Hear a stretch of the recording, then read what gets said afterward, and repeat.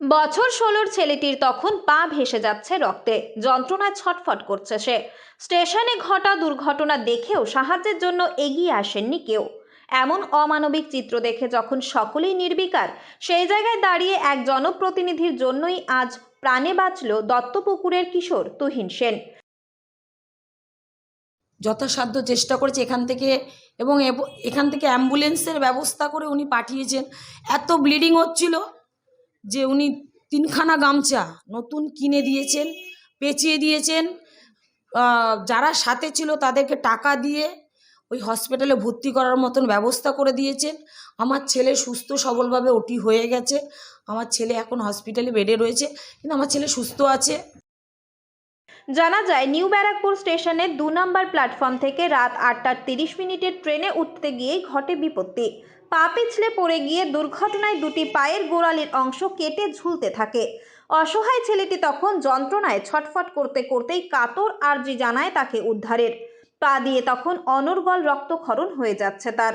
দুর্ঘটনার পর মানুষজন চারপাশে ভিড় জমালেও আইনি জটিলতার ভয়ে সাহায্যের হাত বাড়িয়ে দেননি কেউ। অমানবিক এমন পরিস্থিতিতে স্টেশনের অদূরেই থাকা নিউ ব্যারাকপুর পুরসভার ১২ নম্বর ওয়ার্ডের জনপ্রতিনিধি সুদীপ ঘোষ খবর পেয়ে দ্রুত পৌঁছান ঘটনাস্থলে। তিনি খবর দেন স্থানীয় নিউ ব্যারাকপুর থানায়।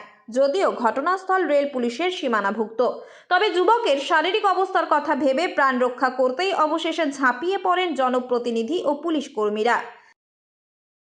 আমার বাড়ি দত্তপুকুরে, আর উনি থাকেন নিউ ব্যারাকপুরে।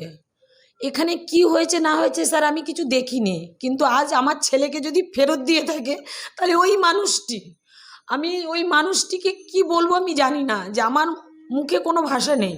কিন্তু যে উনি যে আমার জন্য এটা করেছে, এটাই হলো সবথেকে বড় জিনিস। আজকে উনি আমাকে ডেকেছেন, ওনার সামর্থ্য অনুযায়ী আমাকে সাহায্য করেছেন, এবং আমার ছেলে হসপিটালে ভর্তি, তার জন্য এতটা হেল্প উনি করেছেন। এবং উনি বলেছেন যদি অন্য সময় আবার দরকার পড়ে ওনাকে জানাতে, আর উনি আমাকে আরও সাহায্য করবে। একটি প্রাণের থেকে নিয়ম কানুন কখনোই বড় হতে পারে না। পৌর প্রতিনিধি সুদীপ ঘোষ দ্রুত অ্যাম্বুলেন্সের ব্যবস্থা করে যুবকের ক্ষতস্থান গামছা দিয়ে বেঁধে নীলরতন সরকার মেডিকেল কলেজ ও হাসপাতালে নিয়ে যাওয়ার জন্য নির্দেশ দেন। পরে তার উদ্যোগেই খবর দেওয়া হয় স্টেশন মাস্টার সহ আরপিএফ ও জিআরপিকে। তারাই ঘটনার কথা জানান ওই যুবকের পরিবারকেও। জনপ্রতিনিধির এই তৎপরতায় ও দ্রুত হাসপাতালে পৌঁছানোর কারণে প্রাণ সংশয় কাটিয়ে অস্ত্রোপচার করে এখন অনেকটাই সুস্থ দত্তপুকুরের সুভাষপল্লী BR দাসপাড়ার যুবক তুহিন সেন।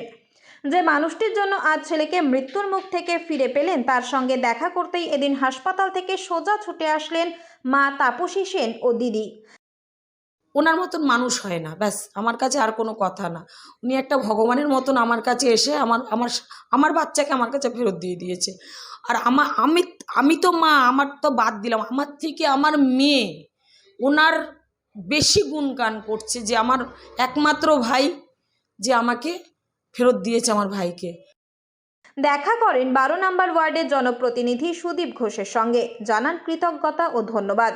সুদীপবাবু যুবকের সুস্থতা কামনা করে কিছু অর্থ সাহায্য তুলে দেন আর্থিকভাবে পিছিয়ে পড়া ওই পরিবারের হাতে। আগামী দিনেও সব রকমভাবে সাহায্যের আশ্বাস দিয়েছেন ওই জনপ্রতিনিধি, যা দেখে রীতিমতো আপ্লুত দুর্ঘটনাগ্রস্ত যুবকের পরিবার। তবে জনপ্রতিনিধি হয়ে দুর্ঘটনাগ্রস্ত ছেলেটির প্রাণ রক্ষা করতে যেভাবে তিনি ঝাঁপিয়ে পড়েছেন, সেই জায়গায় দাঁড়িয়ে সাধারণ মানুষ কিভাবে ওই পরিস্থিতিতে এত অমানবিক হলেন, সে প্রশ্ন কিন্তু থেকেই যাচ্ছে। উত্তর 24 পরগনা থেকে রুদ্রনারায়ণ রায়ের রিপোর্ট, লোকাল 18 বাংলা।